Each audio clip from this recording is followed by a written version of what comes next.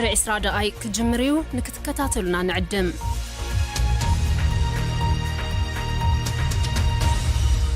كون سجنتا بي بي سي أفان أوروموتي نولين ترا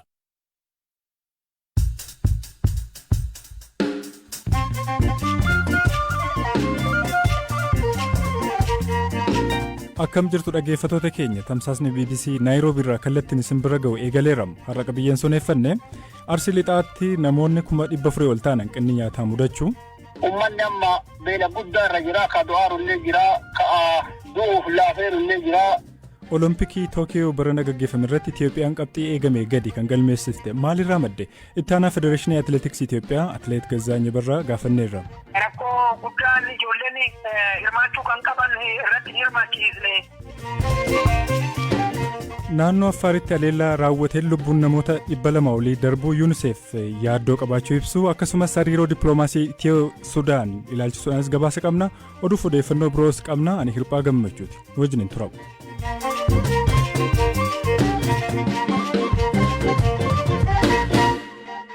Naannoo Affaar godina Faantiraasuu keessatti aleellaa meeshaa waraanaa cimaan raawwateen namoonni hedduun lubbuu dhabuu fi kaan miidhamuu qondaaltonni naannichaa fi maddeen hospitaalaa BBCtti himan. Hoogganaan koominikeeshinii naannichaa obbo Ahmad Aliyoota BBCtti akka himanitti kanneen lolaan buqqaan irratti aleellaa kan banan finciltoota TPLF jechuun lammiileen nagaa miidhamuu himaniin. ከ76,000 በላይ የሆነ ማህበረሰብ ተፈናቅሎብናል። እነዚህ ተፈናቃዮች እንግዲህ 3-4 namoonni 76,000 ol ta'an kan buqqa'an yoo ta'u bakka 4 qubsiifamanii jiru.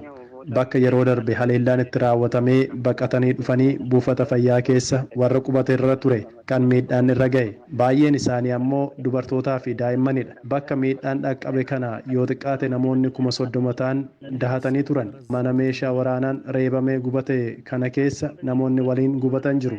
Meeshaan gargaarsaa fi nyaanni walitti qabamee tures gubateera. Hidhattoonni TPLF ammumallee aanaalee 4 keessatti babal'atanii jiru. Hanga kaleessaatti dhukaasatu ture. እስከ ትናንትና ከሰዓት ድረስ ውጊያ ነበረ። Hojii gaggeessaan hospitaala Dubtii Dr. Muhammad Yusuf namoonni aleellaa kanaan miidhamanii wal'aansaaf gara hospitaalichaa dhufuu himaniiru.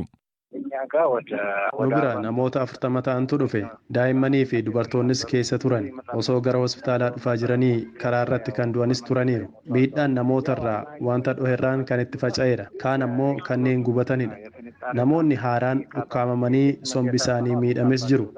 Namoota gara keenya dhufan keessaa 12 kan ta'an lubbuun darbeera. 2 ammoo Finfinneetti riferii ta'aniiru.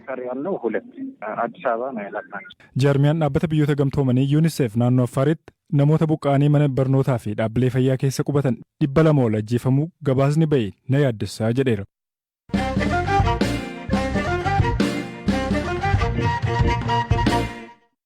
Godina Arsii Lixaa aanaalee 5 keessatti hanqina roobaa irraa ka'uun namoonni 400 ol ta'an hanqina nyaataaf saaxilaman.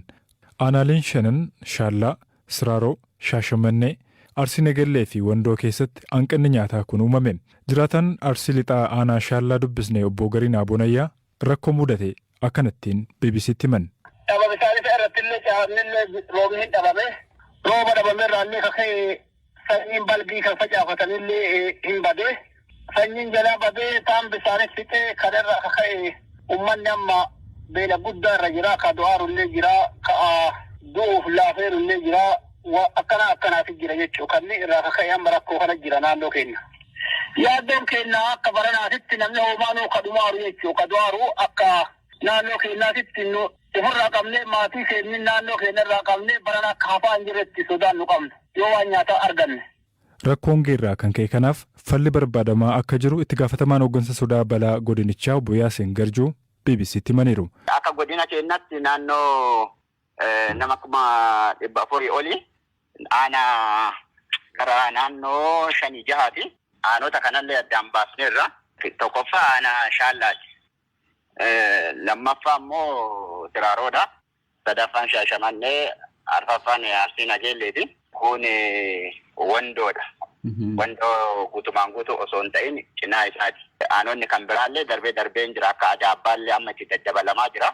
Ka'umsi rakkoo kana bona dheerate wajjin wal qabata.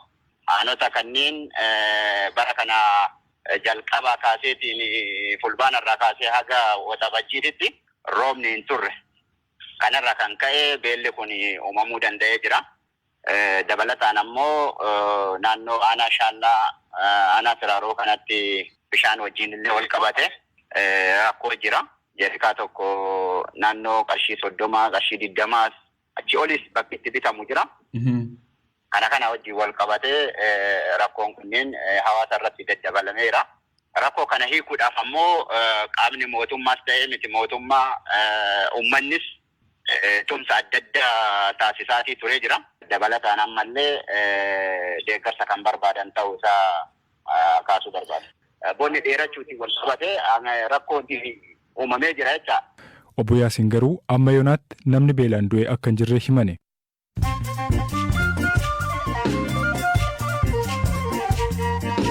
Amma immoo oduun gaggabaabsee isinitti hima. Keeniyaa fi Soomaaliyaan hariiroo dippiloomaasii daldalaa gidduu isaaniitti qora fooyyessuuf walii galan. Waliigalteerra kan ga'ame erga ministeeronni dhimma alaa biyyoota lamaanii Mogadishootti sanbata darbe wal ga'aniin booda jedhameera.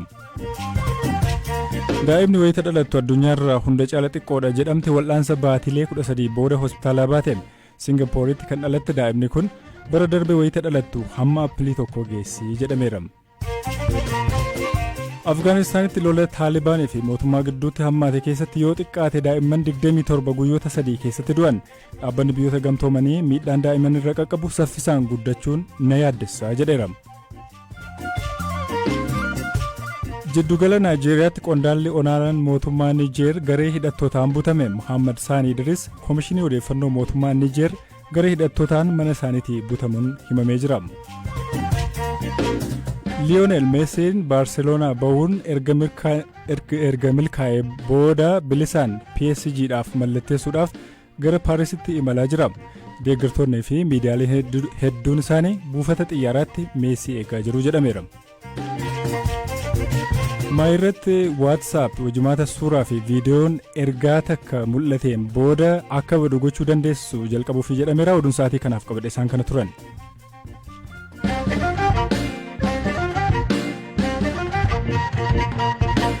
Gara qabiyyee sattaanutti yoo ce'u Olompikii Tookiyootti bara kana gaggeeffameen Itoophiyaan qabxii hanga eegameen gadi galmeessuun akka hawaasni gungumu taasisee jira. Warqee fiigicha fageenya meetira 10,000 Salamoon Baaraggaa argamsiiseen alatti fageenya biyyattiin duraan ittiin beekamtu irratti dhiiraaf dubaraan bakka bu'anii kan argame gammachiisaan ture jedhame. Sababiin isaa maal ta'e inni laata? Ittaanaa dursaa Federeeshinii Atileetiksii Itoophiyaa Atileet Gazzaany Abarraa waayilli koo ammayyuu ittaanaa dubbiseera. Rakkoo gaafa baninsa Olompikii Tookiyootti uumamerraa eegala. Akkuma beekamu akka biyyaatitti aduu open ceremoniin godhame akkuma kanaan dura dubbadhe warqee tokko Itoophiyaan dhabdee jirti kan jedhe biyya waamsisuun aduu biyyi akka biyyaatitti hirmaatee achirratti argamu alaabaan qabatanii karaa waltajjii saniitti deeman tokkoffaa nama biyya alaati lammaffaa nama tokkoon hoogganame namni ummata miliyoona 120 ol qabu kun akkasitti hirmaachaa san keessatti akkana ta'uun baay'ee dhaga'ameera. Achirraa calqabe qabxiin jiru jechaadha. Qabxii Oloompikiitti gareen Itoophiyaa galmeesse Federeeshinii Atileetiksii Itoophiyaa akkamiin ilaala? Gabaabsee sitti muufi qabxii kana ol kaa'an ilaala jedhee akkana siin hin jenne beektaati. Maaliif akka itti qophoofnetti teeknikaalii inni wanni badee jira. Sodaan keenyas kanuma wanna ta'e rakkoo guddaan ijoolleen hirmaachuu kan qaban irratti hirmaachiisne. Sababni ijoo maali? Tokko lama sadeetti yoo gabaabsee natti himte. Tokkoffaa akkuma nama qalqaba sii kaase kana Oloompikiin ogummaa isaa malee atileetota tokko keessaa baasee kan shanaffaa ba'an fuudhee deemee ijoolleen saayikooloojii goddaamtee jirti eenyu ala dhuma deebanii ammoo mo'atanii karaa wal dorgommii deemanitti ijoolleen eenyu akka kaasan hin beekanii turan. Ni garuu isaan qabxii fidanii dabarsinee turre inni guddaan akka qabxii hin dhufne kan ta'ame ijoollee hirmaattu kana baasanii san keessatti galchuudhaan isaan ogummaa malee wanni isaan godhan qabxii nu dhabsiisee jira. Maaraatoon irratti sadan isaanii hin xumurre warri dhiiraa sababni maali? Ergasii booda wanti haasoftan ni jiraa? Turanii suuraan hamstringii dhukkubee ture torban tokko yoo hafu'aati faayinaal tireeningii irratti gurbaan afuraffaa irratti Haacaaluun kan galmaa'ee jiru afuraffaa kan jiru isaan hin galmeessine Oloompikiin Qananiisaa galmeesse gurbaanis afuraffaa irra jiru sun deemee hirmaachuu hin dandeenyu wannan galmaa'uuf Kana keessatti qabxiin jiru dhugaa dubbachuun guutumaan guututti ijoolleen saayikolojiidhaan godda'amanii jiran ho'i jiru bulluqni jiruu fi ho'i jiru akkuma jirutti ta'ee jechaan. Wanni si'achi eegnu maali? Marii teessumoo gama teessumoo akka furmaataatti wanni ta'uu qabu maali jettanii yaaddu? Yaadni uummata biraas ni dhiyaate maali? Miira uummataa kan akkamiin hubattan? Manni akkuma beekamu kaleessa Olompikii irratti Abbabaa Biqilaa irraa calqabee warqee eegaa kun beekamaadha. Gatta'anii warri mootummaan tanaan dura iyyaa turre kun akka hin geenye iyyaa turre kana keessa galanii federeeshinii keessas rakkoon hoo jiraate Olompikii keessas rakkoon hoo jiraate san furmaata tokko akka kennan dhaamsa dabarsuun barbaadu. Keessattuu Olompikii keessatti maandeetii ofii wallaalanii maandeetii atileetiks federeeshinii keessa galuudhaan hojiin hin taane hojjetamu qabxii irratti wanna akkanaa fide tokkoon keenya beektee itti gaafatamuu qabaata jedheetanii yaada. Rakkoon jiru addaan bahu malee ammas rakkoon hin oolu jedheetanii yaada. Akka atileet Gazzaan jedhutti jilli atileetota Olompikii Tookiyoo irratti hirmaatanii kamisa ganama gara biyyaatti galuudhaaf jiru.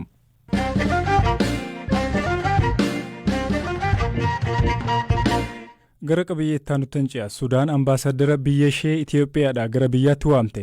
Rooyiters akka gabaasetti waamicha ambaasaddarichaa yaada marii araaraa Sudaan waraana naannoo Tigraay irratti dhiyeessite ergaan ga'oota Itiyoophiyaan fudhatama dhabuu hordofuun ture jedhameera.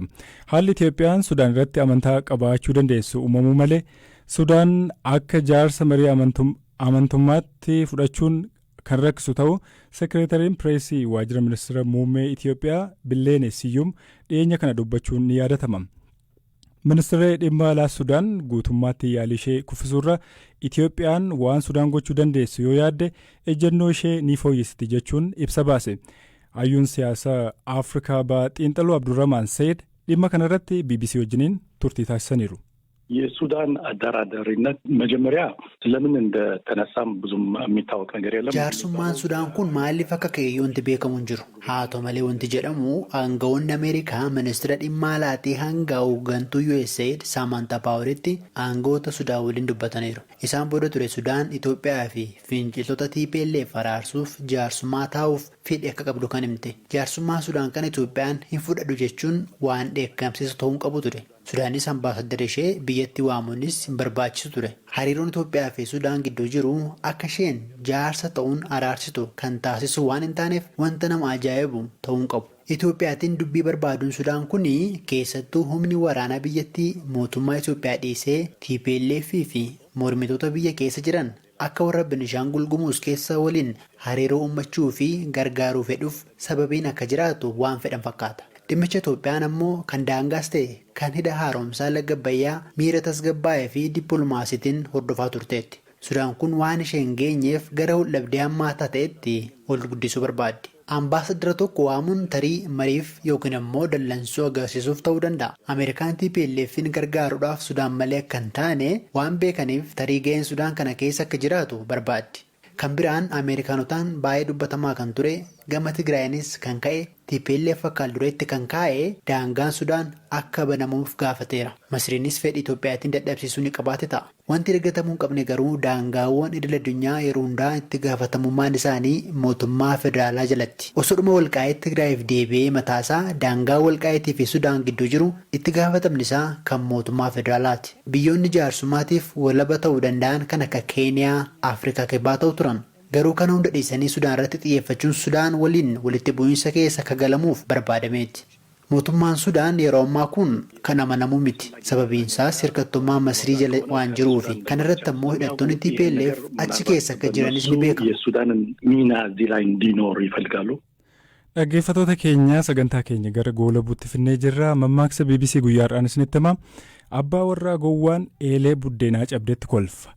Egaan xumuruudhaan dura qopheessaan guyyaa har'aa Biraanuu Gammachuuti kan isin dhiyeessanii Hirphaa Gammachuuti waan nu caqasataniif galata guddaa qabdu. Iddoo nagaa bulaa.